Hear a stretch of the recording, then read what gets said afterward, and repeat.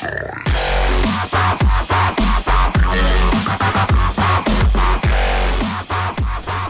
what is going on, guys? It is your boy Swifty bringing this brand new video, and today I'm going to be talking about how to find your playing style, your role that you should take on in competitive Call of Duty. If you were to join a team, if you're looking to join a team, what role basically you would take on. So what you're going to be seeing in the background, guys, is just a 4v4 team scrim, my team versus another amateur team. These guys basically said they wanted practice. They saw our team on top page, and they hit me up. They got in contact with me, and they were like, we need some practice, so let's set up a scrim. We set up a time, and here it is. Now I'm just going to go over what the roles of a team would be. So there's different variations of the roles, and I'll get into that later, but basically the main roles are Slayer, OBJ, Anchor, and Support. So I'm going to be starting you guys out explaining what a Slayer is. Now, this may be news to some people, and it may be, this may be second nature to other people. But a Slayer basically is somebody that sticks around hill in hardpoint, or really is running around the map in CTF and uplink and just trying to kill as many people as they can, making sure that nobody can get to that flag or get to that hard point so the OBJ can do his work. A Slayer really is just shredding the other team to pieces. A Slayer normally runs a submachine gun, but there is also a variation of a Slayer called the AR Slayer. Now, an AR Slayer should be able to do pretty much the exact same thing that a sub Slayer can do, but with an AR. A Slayer is a Slayer, and that's really just what it is. To get as many kills as possible, to make sure that nobody can get to that OBJ so he can do his work, and really that's it.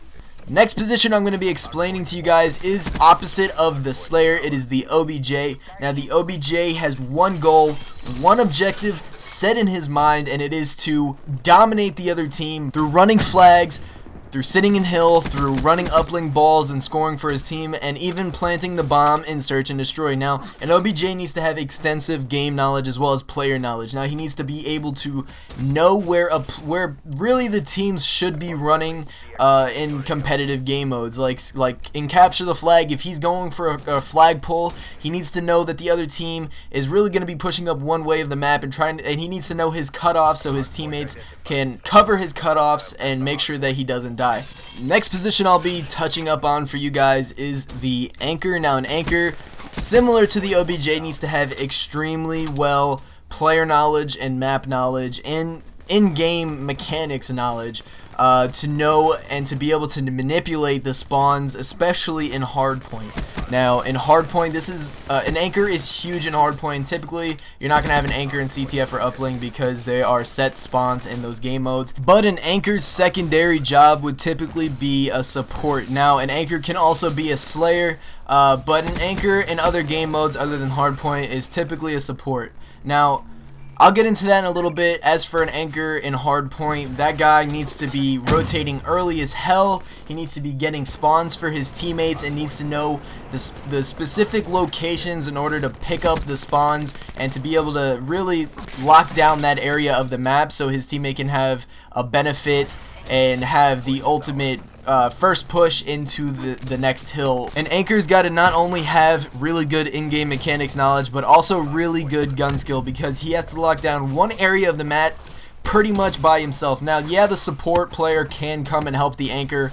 The Support player really helps everyone, but the Anchor's got to be able to do it by himself if need be, and he's got to be able to lock down that one part of the map and call out where the enemies are spawning and really just know all that kinds of stuff. Now, the way you get better at that, the way you learn that, is just through playing over and over and over again. After all, practice does make perfect. Last but not least is the Support position. The Support player is typically the backbone of the team. He's the guy who knows how to slay, who can do OBJ and jump in hill if he has to, or pull a flag if he has to.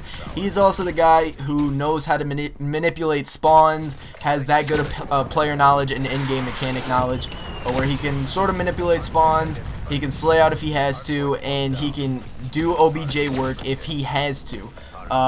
Now, in this gameplay that you're seeing, I'm the Support player of the team, but I was just slaying this game. Like I wasn't trying to sit in hill. I was slaying around the hill. That's why I got some time in hill, but I was strictly slaying. So this is a good example of what a slayer would be doing. So now that I've explained all of the competitive Call of Duty positions to you guys, hopefully by this point you are able to fit yourself into one of these categories or sort of narrow it down a little bit for you guys.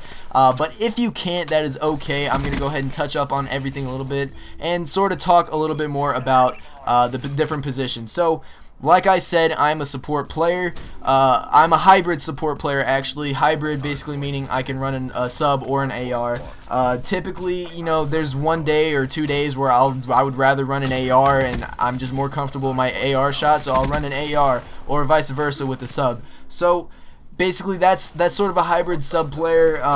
Like I said, they know extensive game knowledge and they know how to slay, they know how to OBJ, and that's really what a support player is. So now you want to ask yourself, what are you more passionate about? Are you really more passionate about sitting there and really running flags and sitting in hardpoint and really getting all the time and seeing your name with the most time in hill or with the most flag captures? Do you like that better, or do you like to really, you know, put people down and really shred them to pieces by slaying them out?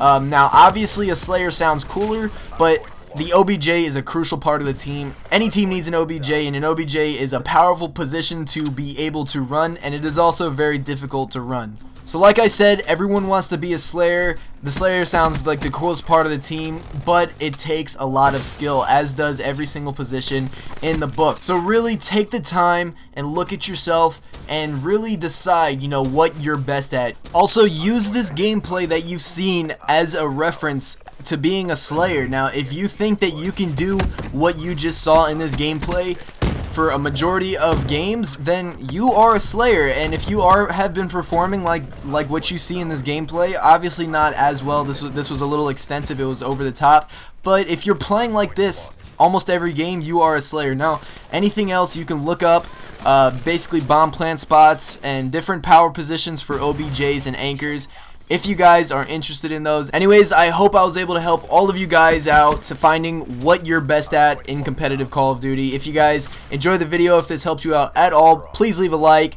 subscribe for more content just like this. Thank you guys so freaking much for watching. It's been your boy Ian Swifty, and I'm out.